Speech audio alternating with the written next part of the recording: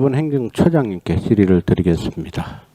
장관님, 예. 지금 장관님. 검찰총장 권한 직무대행이 어제 사직서를 냈는데 법무부에 도착했습니까? 예, 제가 뭐 어제 늦게까지 또 예결위 질의 답변하느라고 끝나갖고 그 이후에 지금 법무부 상황은 아침에 보고를 받지 못했습니다. 아직까지 면지가는 대통령실로 보내지는 않았겠네요. 예, 그런 걸로 알고 있습니다. 네. 그 중앙검사장에 대한 사직서는 접수됐습니까? 예, 접수됐습니다. 네. 그 면지가 대통령실로 보냈나요? 예, 그렇게 알고 있습니다. 저는. 예. 자, 장관님, 뭐 어제도 하루 종일 그 대장동 사건에 대해서 질의 응답이 있었던 것으로 알고 있는데, 대장동 사건과 관련한 판결문에 나타난 검찰의 공소 사실과 법원이 인정한 범죄 사실에 대해서 일단 정리를 한번 해보겠습니다. 표를 한번 보시죠. 법원은 대장동 개발 전체 사업 이익을 7,886억 원으로 봅니다. 그리고 대장동 일당이 확보한 실제 순이익은 6,056억. 성남도시개발공사가 실제 수령한 배당금은 1,830억. 도계공이 배당받을 수 있던 배당 이익을 6,725억. 그리고 검찰이 제기한 배임 피해액은 택지 분양 사업 배당금과 대장동 일당이 직접 시행한 공동주택 분양 사업 이익금의 70%로 봐서 4,895억. 그리고 1심 법원이 인정한 실제 손해액은 검찰과는 달리 1심 법원은 택지 분양 사업 배당금의 50%만을 손해액으로 봤기 때문에 1,128억 원이 실제 손해액이라고 봅니다. 그리고 검찰이 구형한 추징금은 7,815억, 일부 언론에는 7,400억이라는 보도도 있습니다. 다만 이제 판결문상에는 얼마를 구형했는지 나타나지 않기 때문에 변기를 냈습니다. 그리고 대장동 일당의 1심 판결 추징금은 합쳐서 473억 원입니다. 검찰의 항소 포기 결과에 따라서 결국은 7,341억 상당의 추징금을 대장동 일당의 이익금을 추징할 수 있는 기회를 상실했다라고 이렇게 검찰이나 법원에서 인정한 금액들입니다. 이번 재판은 2021년 12월 6일 첫 공판 준비 기일 이후에 지난 10월 31일 1심 선고까지 약 3년 10개월이 넘게 걸렸습니다. 그만큼 국민의 관심이 컸던 사건입니다. 그럼에도 1심 판결 이후에 남은 것은 검찰의 항소 포기 논란과 수천억 대의 불법 이익 환수 불능, 그리고 검찰총장 대행 서울중앙지검장 사퇴라는 냉혹한 현실입니다. 우선 사실관계부터 정리하겠습니다. 검찰은 대장동 개발 사업 이익 7,886억 원의 대부분인 7,815억 원을 추징을 해달라고 구형을 했습니다. 하지만 법원은 검찰 추징 요청액의 6%에 불과한 473억 원만을 추징 대상으로 인정받았습니다. 그런데 검찰은 이 판결에 불복하지 않고 항소를 포기를 했습니다. 결국 검찰의 항소 포기로 인해서 약 7천억 원 상당의 부당이득을 환수할 수 있는 기회가 사라졌습니다. 여기에 대해서는 장관님 어떻게 생각하십니까? 예, 좀 뭐 견해 차이가 있는 것 같습니다. 첫째, 전체 배당 가능 이익이라고 한 게 지금 뭐 판결문 어디에도 이게 전체 그 배당액인지 아니면 비용을 차감한 수익인지가 지금 전혀 나와 있지 않습니다. 기본적으로 제가 먼저 전제를 하고 말씀드린 게 네네. 검찰의 공소 사실, 예. 그리고 법원에 의해서 인정된 사실. 뭐 물론 장관님 말씀하신 것처럼 지금 말씀하시는 소위 배당이 이거는 그 검찰이 공소 사실에 기재했던 금액입니다. 그리고 이제 법원이 인정한 그 손실액은 1,100억 원 상당이죠. 예, 그렇습니다. 예. 그다음에 잠깐만요, 장관님. 네. 말씀하십시오. 예, 그다음에 지금 그 검찰에서는 그 도계공이 받아야 될 배당액을 비중을 갖다 70%를 받습니다. 그러나 최초 이 사건의 1차 수사팀에서도 50%라고 검찰에서 얘기를 했었고요. 예. 그래서 제가 법원에서는 도계공의 50%라고 말씀을 드렸습니다. 예, 제가 계속하겠습니다. 더구나 이제 형사소송법상의 불이익 변경 금지 원칙에 따라서 2심에서는 1심보다 무거운 형, 그리고 추징 선고가 불가능합니다. 결국 대장동 일당의 추징금 상한액은 1심이 정한 473억 원 이하로 고정이 되었습니다. 더구나 나무가 정영학은 단 한 푼의 추징금도 내지 않고 사건을 마무리할 수 있게 됐습니다.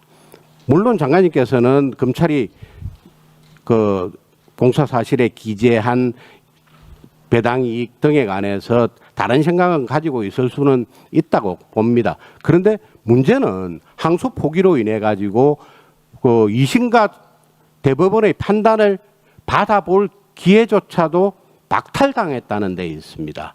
왜 우리 헌법에서 형사 민사재판에서 3심제를 인정을 하겠습니까? 결국은 법원도 오류가 있을 수 있으니 2심과 3심을 통해서 오류를 정정할 수 있는 기회를 국민들에게 그리고 국가에게 부여한 것인데 그게 깡그리 무시가 됐다는데 주안점이 있는 거 아니겠습니까? 뭐 물론 네, 예. 1심 판결이 뭐 다 정당할 수는 없지만은 대개 1심 판결에서 내용적으로 항소심에서 바뀌는 건 5% 미만입니다. 이 사건 관련해서도 저는 뭐 법무부와 검찰 간의 구체적 의견의 내용 제가 상세히 보지는 않았지만은 무죄 이유와 관련된 여러 가지들을 봐갖고 검찰에서도 항소심에 가서 이게 변경될 가능성이 없는 경우는 항소하지 않은 사례도 굉장히 많습니다. 네. 아, 물론 그렇습니다. 그렇지만은 장관이 방금 말씀하신 것 중에서 변경된 가능성이 5%라고 말씀을 하셨습니다만은 대장동 사건이 항소심 2심과 3심에서 그 5%에 들 것인지에 대해서는 장관님도 판단을 못하고 저도 판단을 못하는 거 아니겠습니까? 그렇기 때문에 항소심과 상고심이 있는 거죠. 그리고 장관님께서도 뭐 말씀을 하셨습니다마는 장관님을 비롯한 여당 상당수에서는 민사소송으로도 피해 회복이 가능하다. 그렇기 때문에 1심의 추징금이 적어도 상관없다라고 말씀을 하고 계십니다. 그런데 오히려 이 사건의 1심 재판부는 이 부분에 대해서 정확하게 아니다라고 판시를 합니다. 판결문은 명확하게 성남도시개발공사가 민사소송을 통해 피해를 회복하는 것은 심히 곤란하다라고 판단을 했습니다. 그 이유는 판결문에서 바로 확인할 수 있습니다. 배임의 공범으로 기소된 저기서 PPT에서 KG라고 이니셜 처리한 것이 이재명 대통령입니다. 이재명 대통령에 대한 행사재판이 중단되고 있고 그리고 민사소송은 1심 변론기일조차 제대로 열리지 못했다는 사정을 들어가지고 이거는 민사소송으로는 이게 피해 회복이 심히 곤란하다. 그렇기 때문에 추징을 해야 된다. 400여 원을 라고 판시를 하고 있습니다. 그렇기 때문에 결국은 장관님께서 말씀하시는 부분, 민주당이 이야기하는 부분, 민사를 회복 가능하니 추징은 작아도 된다라는 주장은 1심 판결과 정면으로 배치되는 겁니다. 그 1심 판결의 이유는 금액에 대한 얘기가 아니고요. 원래 그 부패재산 몰수법에 의하면 원칙적으로 피해자가 있는 경우는 몰수 수가 없습니다. 그렇습니다. 그런데 그 지금 단서 이 조항에 상황에서 의해서 민사소송으로 제대로 그 피해 환수하는 게 불가능하기 때문에 추징을 선고하고 추징을 통해서 피해자에게 나중에 환부해야 된다라고 1심 판결이 이야기한 거 아닙니까? 네, 그래서 어쨌든 뭐 그 1심 판결에 기초는 그 부패재산 몰수법의 단서 조항 해석인 겁니다. 그리고 예. 지금 뭐 일부에서 얘기하는 것처럼 지금 1심 민사 소송이 중단돼 있지만 존경하는 의원님도 아시는 것처럼 형사 소송 절차에서 엄격한 증명을 요구하지만 민사소송 그렇지 않습니다. 그런데 사건 같은 경우도 업무상 배임에 상당히 입증이 많이 되어 있습니다. 피해 같은 경우는요. 장관님, 그런데 이제 다시 그 업무상 배임 부분에 관해서 이제 한 번 더 말씀드려보겠습니다. 그런데 지금 재판이 멈춰져 있지만 이 대통령에 대한 재판이 재개되면 민사소송으로 과연 피해 회복이 가능하냐? 아닙니다. 정부 여당에서는 지금 현재 배임죄 폐지를 주장하고 있습니다. 이게 현실화될 경우에는 상황이 완전히 달라져 버리죠. 배임죄가 폐지가 되면 그 1심에서 유죄로 인정된 업무상 배임 부분도 면소 처리가 되어서 형사상 추징 근거도 사라져 버리게 되고 사실은 장관님께서도 이전에 변호사 시절에 민사소송은 많이 해보셔서 아시겠지만은 소위 일종의 손해배상 청구 소송에서 그게 형사사건으로 전환됐을 때 그 형사소송에서의 판단이 민사소송에 많은 영향을 미칩니다. 왜 그러냐면 조금 전에 장관님도 말씀하셨지만은 형사소송에서는 엄격한 증명을 통해서 입증된 범죄 사실 그리고 입증된 손해액을 그대로 민사소송에서는 또 완화된 입증 책임 등을 통해 가지고 그대로 인정할 수 있거든요. 그런데 배임죄가 폐지가 된다. 그러면 민사소송에서도 불법 행위가 아닌데 어떻게 민사소송으로 그 손해배상을 받는다는 이야기입니까? 제 의원님 그 지금 민사소송 폐지가 아니죠. 형 배임죄 폐지가 논의되고 있지만은 지금 아직 뭐 법안도 제대로 된 게 성안되지는 않았습니다. 다만 분명하게 말씀드릴 수 있는 건 기존 재판에서 재판받고 있는 그런 사항들에 대해서 분명히 경과 구정이 전 있을 거라고 보고 있고요. 여러 유형들을 나누고 있는데 처벌의 공백이 되지 않게 하려고 지금 연구를 하고 있습니다. 네. 예. 그리고 이제 그 검찰이 기소한 특정경제범죄 가중처벌법 이해충돌방지법 위반은 1심에서 무죄가 확정된 상태입니다. 형사 절차를 통한 환수는 전면 불가능해집니다. 조금 전에 말씀드린 것처럼 민사소송 역시 형사유죄 판결을 근거로 손해배상 청구를 제기하기가 그리고 그런 입증 자료들을 제출하기가 어렵습니다. 형사에서 무죄, 면소로 끝난 사건을 민사에서 다시 뒤집기는 사실상 불가능하기 때문입니다. 결국 형사, 민사 어느 절차로도 불법 이익을 환수할 길은 완전히 막혔다는 그런 비판이 제기가 되고 있습니다. 이건 오히려 대통령을 비롯한 많은 사람들이 특히 그 김만배를 비롯한 대장동 사건 관련자들이 가장 바라고 있는 현실이 아닌가 싶습니다. 재판 내용도 한번 보겠습니다. 재판부는 검찰이 제시한 특정법상의 배임 행위에 대한 배임 행위를 인정하지 않았습니다. 그런데 그 이유가 사업 협약을 체결할 당시에는 대장동 개발 사업의 이익 규모가 불명확하기 때문에 이를 성남도계공이 입을 재산상 손해액으로 확정하기 어렵다는 이유입니다. 결국은 50억 원을 초과해야 특경가법이 적용 가능한데 50억을 초과했는지 아닌지를 알 수 없기 때문에 특경법을 적용하지 않고 그냥 형법상 업무상 배임만을 인정을 했습니다. 결국은 과연 이 1심의 판단이 옳으냐? 그러니까 사업협약 시점에 추정 가능한 배임액이 없기 때문에 이걸 일반 행법을 적용해야 될 것이냐 아니면 특경가법을 적용할 수 있냐라는 것이 결국은 그걸 2심에서도 판단을 받아봐야 되는데 결국 2심에서도 상고심에서도 판단받을 기회를 상실했다. 그렇기 때문에 많은 비판이 가능한 겁니다. 더구나 김만배에게 428억 원의 추징을 선고하면서 공사가 실제로는 최소 1128억 원을 더 받을 수 있다고 인정까지 했습니다. 조금 전에 말씀드린 것처럼 결국은 배임죄의 기수 시기의 손해액 산정 여부에 관한 상급심의 판단 기회가 상실되었다라는 말씀을 드립니다. 뭐 그 점과 관련해서는 뭐 의원님께서도 공직에 오래 계셔서 알겠지만 구형보다도 더 나왔습니다. 내용적으로 그런 것들이 같이 평가됐다고 보고 있고요. 그 과정에서 성남도시공사가 더 받아야 될 이익도 좀 확정이 돼 있기 때문에 지금 기존에 몰수 추징 보존된 그걸로도 예산 가능하다고 보고 있고요. 왜 장관님께서는 그게 소위 그 1심이 확정한 성남도경공이 받아야 될 금액이 1,100억 원이라고만 판단을 하십니까? 이 부분에 대해서 성남도경공이 입은 손해에 대해서 상소심의 판단을 받을 수 있는 기회를 상실했다고 계속 비판을 하고 있는데 아니야. 검찰이 주장한 4,500억 원이 아니라 1,100억 원이다. 이게 맞다라고 왜 대장동 일당의 편을 드시는 겁니까? 뭐 편드는 게 아닙니다. 네. 지금 항소 포기와 관련해서는 어제 많은 질의가 있었던 것으로 알고 있습니다.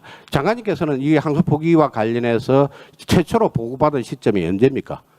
이 사건과 관련해서는 이게 금요일 날 판결 선고가 있어갖고요. 그 다음날 월요일 아침에 그 일반적인 그 사건 보고 때 판결 선고 내용만 알았습니다. 그리고 이 사건에 대해서 좀 신중한 판단이 필요하지 않겠냐 무죄 부분도 있고 또 그동안 제가 무죄 부분 관련에 대한 항소 여부들 신중하게 하라는 그런 이야기를 여러 번 했었습니다. 그게 11월 6일 그것도 저녁이었습니다. 검찰에서 항소 검토한다고 해갖고 그날 예결위 종합질의를 마치고 나서 그때 제가 그걸 보고받았습니다. 검찰국장한테 보고받으셨나요? 그때 예? 검찰국장한테 보고받으셨나요? 예, 그 당시 뭐 검찰국장 차관이 다 국회에 있었습니다. 예, 아니 검찰국장이 당연히 보고를 했겠죠.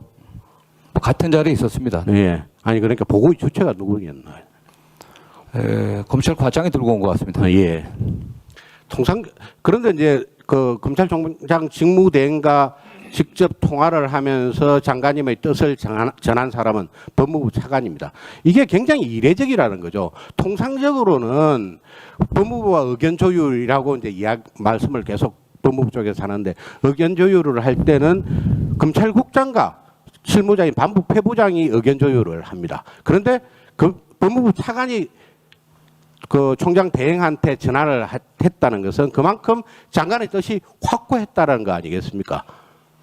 그렇기 때문에 차관이 직접 전화를 하면서 뭐 세 가지 방안을 제시하면서 그게 모두 항소 포기를 하는 방안이었다라는 비난이 나오고 있는 거죠. 장관님께서는 지금 소위 신중한 검토가 필요하다라고 말씀하신 것이 이게 무슨 외압이냐라고 하시지만은 장관님께서는 그 2019년 7월 8일 날 윤석열 검찰총장 인사청문회에서 소위 한교안 법무부 장관의 국정원 댓글 사건 수사팀에 대한 소위 그 관련 언급에 대해서 이거는 직접적으로 장관이 이야기는 안 해도 그거는 당연히 외압이다라는 취지로 말씀하신 적이 있습니다. 그렇죠?